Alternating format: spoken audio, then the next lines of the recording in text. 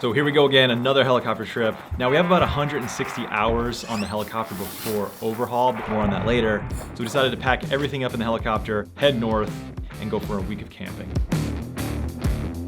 3 years ago, we did a big cross-country trip to Newfoundland in the helicopter. And I mean, we were in the middle of nowhere in the wilderness, and we were essentially forced to camp because of the weather. And mind you, this is the first time that either of us had actually ever been camping, but we didn't really know what we were doing. I'm so nervous. I never want to do this again. It was super stressful, but now we're thinking, what if we went on an actual camping trip? Like, what if the purpose of the trip was to camp?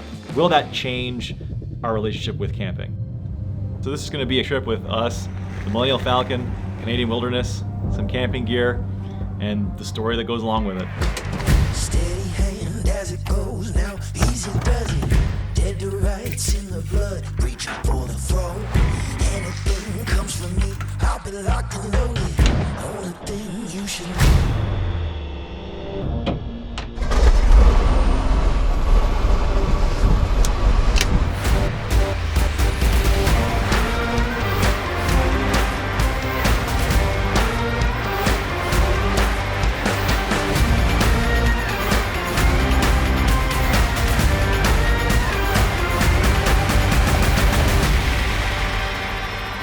Okay, hold up for a second. You didn't think we were actually gonna take you on this trip and not show you how we prepare for it. Tonight, our mission is to test out our kayaks that we bought. They fold up into little briefcases, and hopefully they fit in the back of the helicopter, and also hopefully they work and actually like float. Dude, I don't know if they're gonna fit, man. I'm just like seeing them here now tonight. It's gonna be a tight fit. Not gonna lie, it's gonna be tight. I really don't think they're gonna fit, dude. 2 of these. They're gonna fit. So much luggage. They're gonna fit. We're not fitting 2 in here. Yeah, put it on the way.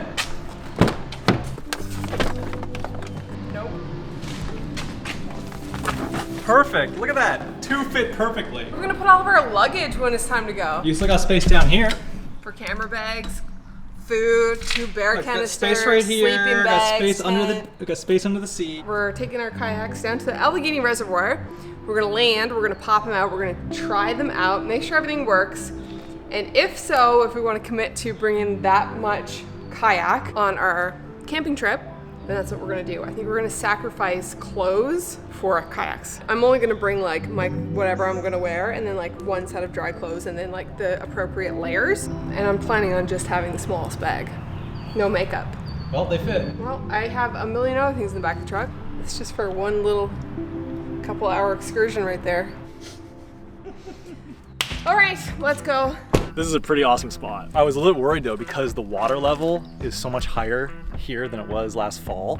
I guess because they use a dam to kind of like raise and lower the water levels depending on how much rain they get. The water levels are right up to the trees in most spots. So I had all these spots picked ahead of time, but all of them were underwater. So I found this little piece of shoreline here. So we're technically below the shoreline, so it's legit. We're on this little rocky beach, little tight little nook, and we're gonna have the kayaks out now.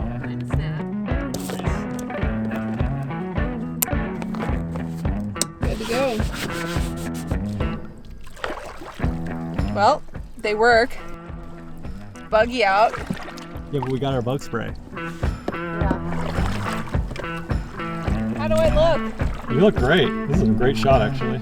We have this beautiful lake here that we're gonna leave now. Our kayaks work. We've confirmed that they work, they fit. Mission accomplished. Well, I also tried the Picardin bug spray tonight as well to see if that's gonna work out for us. And it worked out pretty good. There were bugs around, but they weren't on us. So I think that paired with everything treated with permethrin, I think that should be pretty good to keep us hopefully bug safe and tick safe.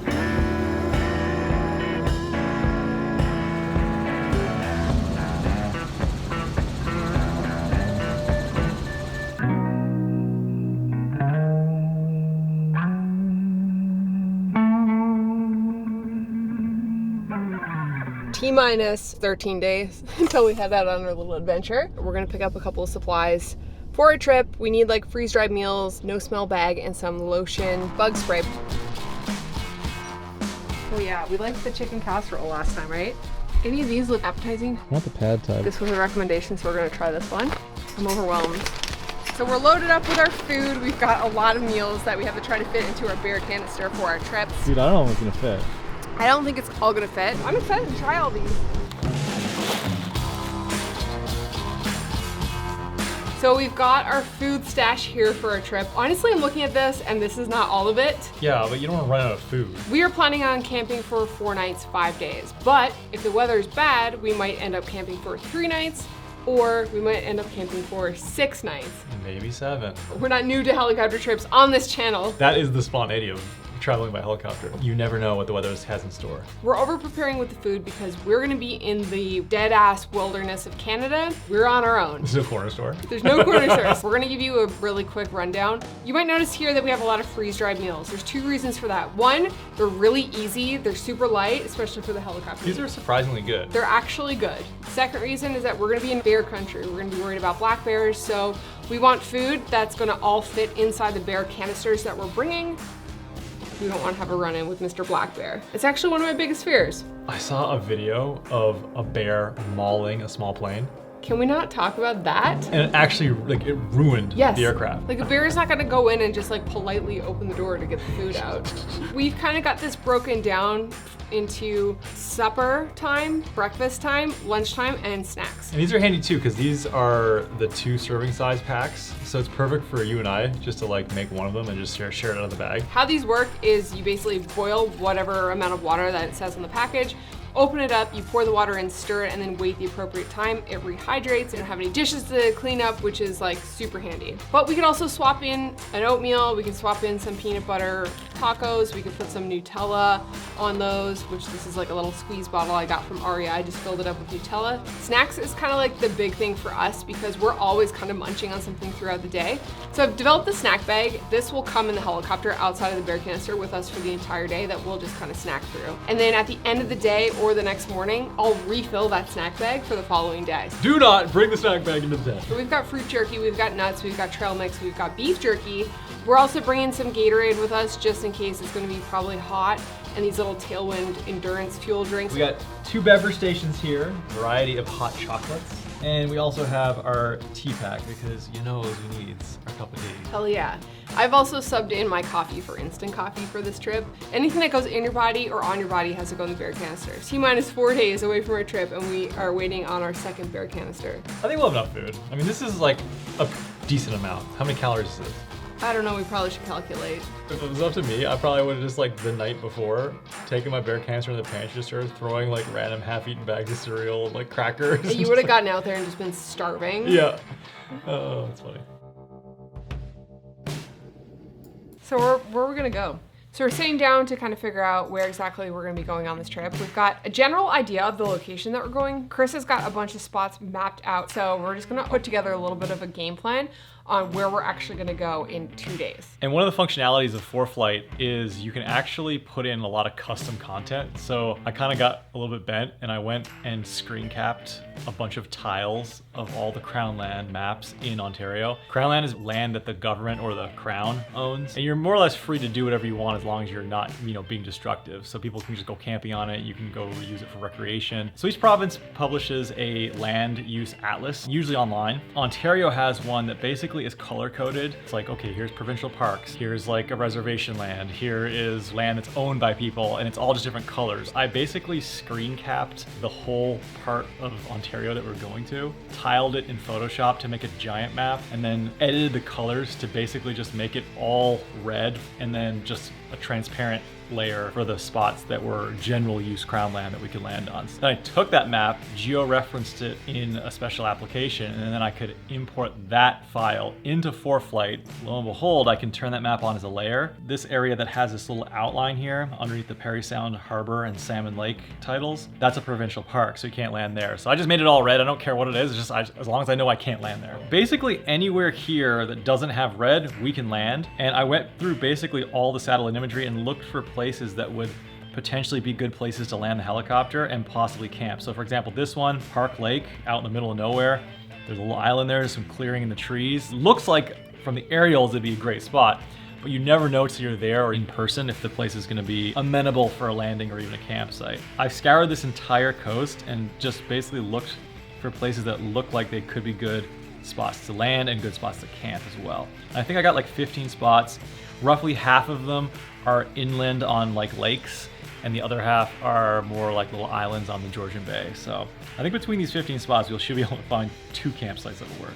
we could pretty much overfly all 15 of them in 56 minutes. We're giving up a lot of our clothing for this trip for kayaks, these foldable kayaks that fit in the helicopter. So the spots that we're picking are on water so we can get out and use our kayaks, give us something to do while we're camping. We want to make sure that we're actually using these kayaks because they're taking up a massive amount of space in the back of the helicopter. So finding spots to land near water that we can actually get out there is going to be super important.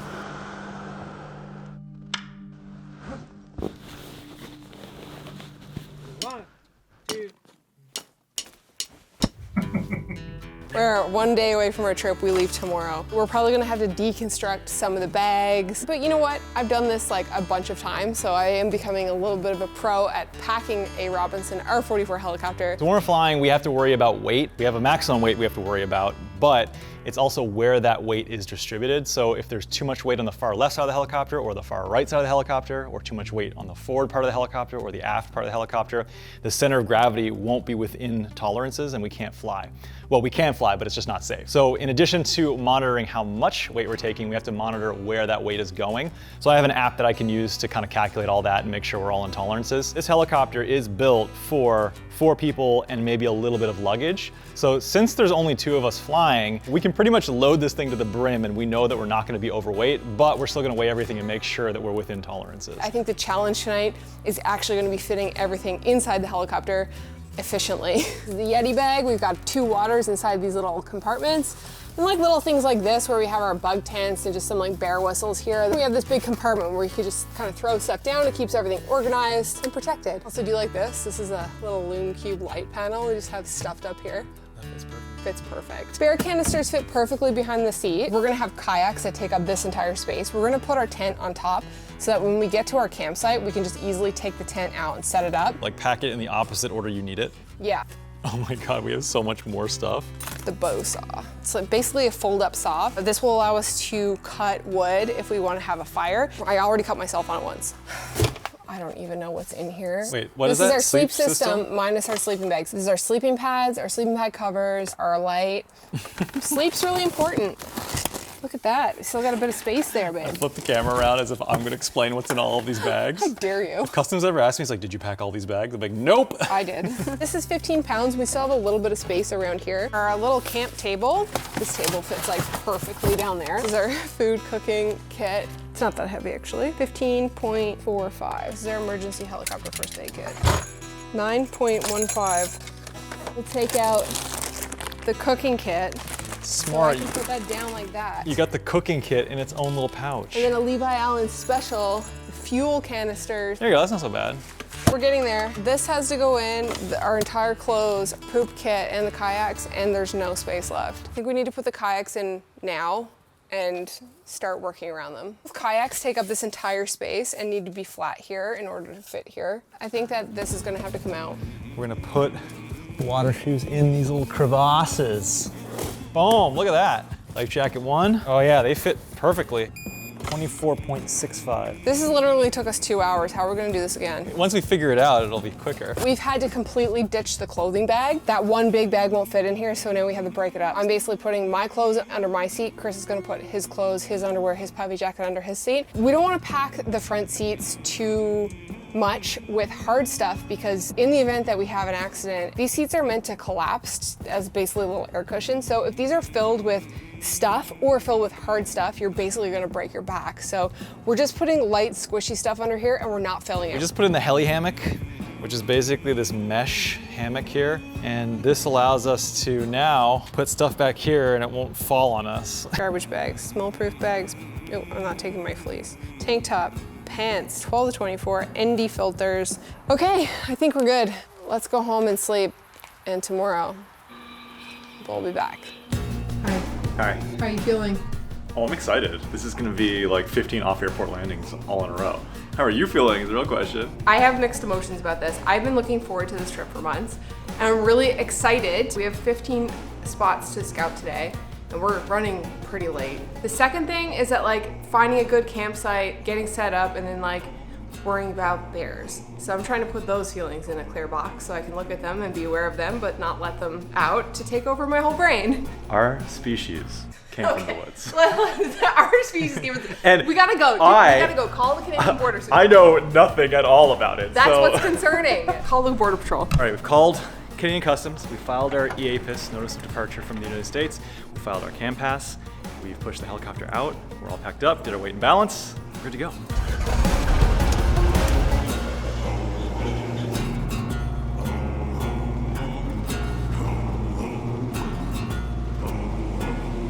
So the river you're seeing us flying over right now is the Niagara River, and that's actually the border between the US and Canada. Once we cross over that river, we've transitioned from American airspace to Canadian airspace.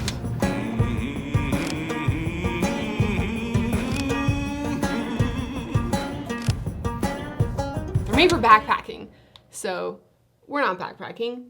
No, we're lazy. We're lazy. We're flying in with a helicopter, landing, so lazy. and setting up. So lazy. You can go without food as long as you have water. Yeah, but this is supposed to be a fun trip. Oh, you don't want to starve. Yes. We'll mount the 360 camera. Okay. We're gonna have to. 15 spot scout. How do you show that without 3 angles?